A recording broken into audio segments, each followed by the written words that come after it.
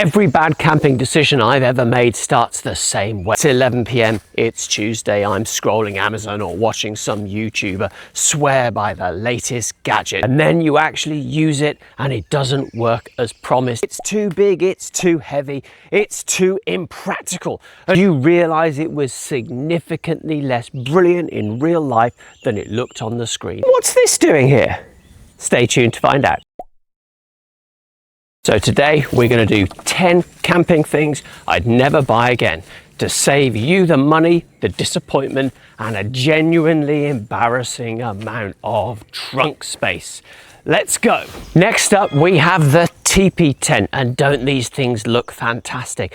Just one pole and you get acres of room inside. So what could possibly be wrong with the Tipi tent that's so bad that it's ended up being my #1 camping purchase mistake? Let's go inside and I'll tell you why.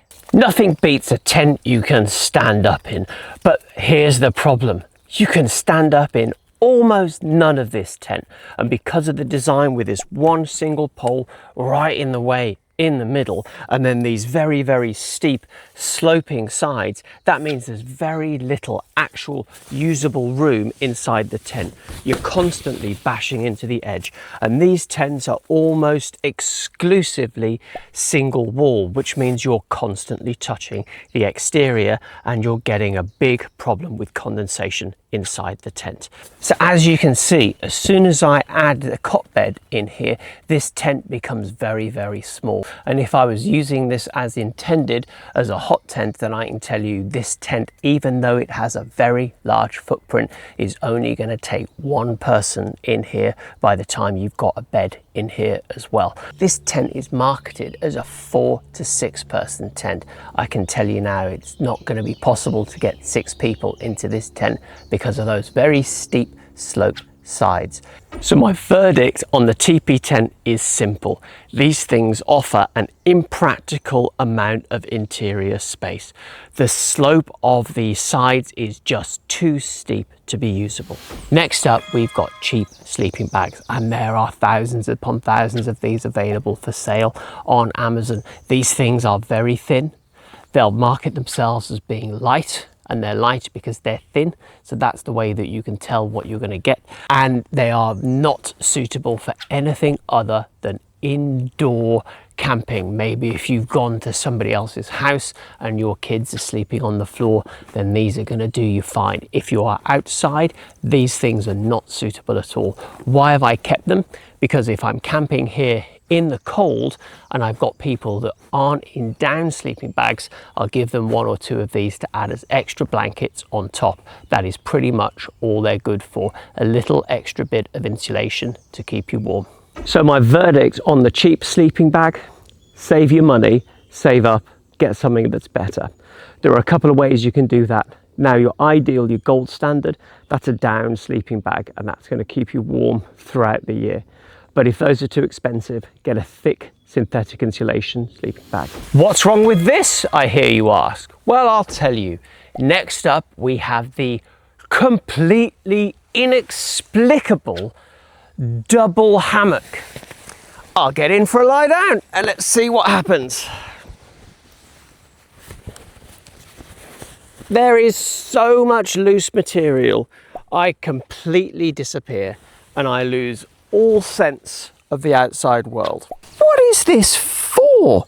Who looked at a hammock and thought, I know how we could make a hammock better. Let's make one we can fit 2 people in. I don't understand it. The bigger mystery is why I own it. I can't even really explain that, how it came to my being. I definitely have it in my Amazon order list, but quite why I thought a double hammock was a good idea, I will never know. So my verdict on the double hammock: completely insane. Next up, we're going to look at some cooking gadgets. Here we've got the Alp Kit brew kit. Now, what I'm about to say does not just apply to the Alp Kit brew kit. This is all styles of these stoves with the heat exchangers and these large regulator components they've got at the bottom. So this also includes most of your jet boils and your MSR wind rockets as well. These things are enormous. These are not really suitable for anything other than base camp style camping where you're next to your car.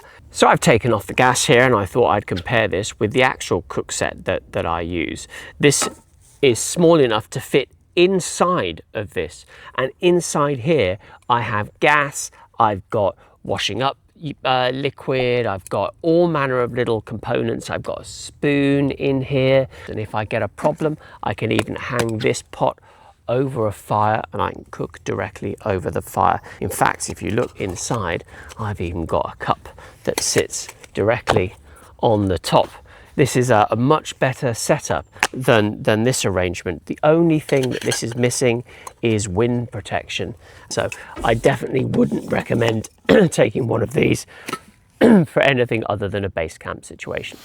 I got this sleeping pad on Amazon a couple of years ago for £18. What a bargain. How cheap is that? You can buy them in the States for about $20, but there are problems. First of all, these are made of flimsy materials, and this wavy pattern offers you no support if you are a side sleeper or a front sleeper.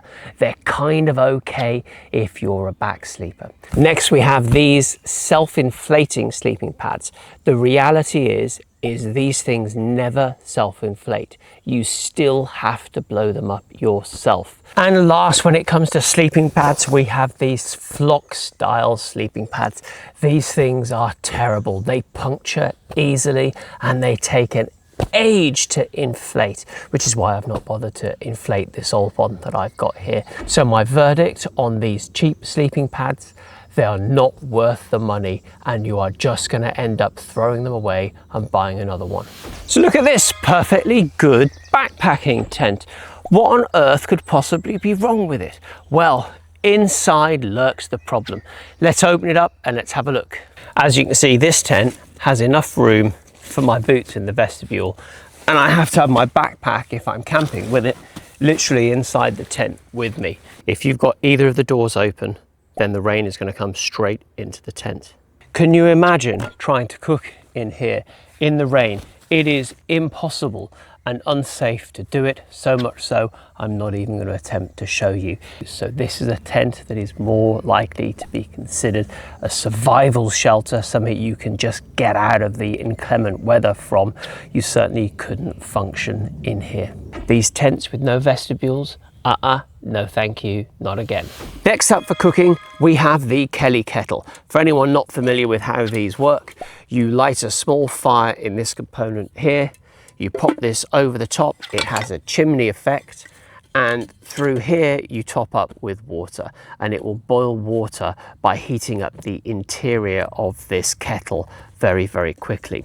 They're enormous, they're difficult to clean, and they're awkward to maintain and manage the fire once you've got it going. It is much easier to just put a small kettle over an existing fire. If you're carrying this, then the reality is you're base camping. And if you've got a base camp, you probably have an area for a proper fire. And if you've got a proper fire, well, you may as well just put a kettle on it, because there's no way you're using this in a backpacking arrangement. I mean, look at the size of it. It's bigger than my head. So this isn't backpackable. All you're really going to do is carry this from the car to somewhere where you're already camping, in which case just use a kettle. Verdict: too big to be practical. So next up, we've got inflatable tents, and I do own an inflatable tent. I was sucked in and I spent a good amount of cash on a very, very large Coleman inflatable tent. Ditch the poles and fiddling about getting the poles through tiny little holes, and just pump the tent up, and in minutes your tent is up. But the first problem is the size of the damn things when they're packed away. They are enormous, and those poles, those inflatable tubes, they are heavy. So the whole thing is an extremely big item. Now imagine that thing in your boot. It's going to fill your boot, which means if you're going anywhere and you're going car camping, you need to get your roof rack out and pack the car with everything else you're going to take. Now imagine if you've got a problem and you've got a puncture in one of those inflatable tubes. That's going to be extremely difficult to find, and I can tell you they are not easily accessible inside the tent. If a pole breaks, you can find that and fix it straight away. If you've got a leak in an inflatable tent, you're probably buying a new tent. So my verdict on the inflatable tent is these things really are just too big to be practical. I know lots of people love using a fire still, and I'll be honest, I quite like the enjoyment of making all of those sparks and using them as well. But really, are they that valuable? I don't think so. And this is my problem with them. Making all of this magnesium and the striker and the holder, all of that requires an entire economy to sit behind and create it and ship it through to your door. They're not real survival. What they are is just a slightly awkward and harder means of lighting a fire than using something as simple as a fire lighter. Wait up! What's the Durston doing here? This is everyone's favourite tent, by far. 5-star reviews across the board. What on earth is it doing on a list of things to avoid? Well, let me tell you, it has a very important place on that list of things to avoid, and its place is as a prop, because you're also thinking, why is it on top of a car? And that is because it is here to represent a roof tent. I don't own a roof tent. I'm never gonna own a roof tent. I will go to my grave without owning a roof tent. And that is because I simply don't believe roof tents make any sense at all in almost any camping situation. Number one, they sit on top of your roof of your vehicle, which means every time you want to get in and out, you are climbing up and down a ladder, including in the middle of the night when you need to nip and go to the bathroom. Number two, let's say you've driven to a campsite and you've popped your roof tent up in all its glory, but now you need to nip and go and get some milk or some supplies or some more meat to cook on the barbecue later. Well, your car is your tent. How does that work? You have to collapse the whole roof tent in order to be able to drive anywhere, and someone else might come and take your pitch. So that is why you'll never see me in a roof tent, and no, I'm not going to be camping in this tonight. So here's the thing I have to remind myself of, because I'm as bad as anyone when it comes to buying stuff. Buying something feels like an achievement or a win. But it isn't. It's just spending money, and camping isn't about all of the gear. It's about where you wake up. It's about the view from your tent door or from your hammock. It's about a brew with a mate overlooking a quiet lake, the peace you only get in the wilderness. Don't agree with something? Well, you're probably wrong. But do drop it in the comments. I'd love to hear what you'd add to the list, or if you think I've missed the point on one of these. Thank you very much for watching. If you want to see more videos like this, then make sure you subscribe to catch the next one. Matt, out.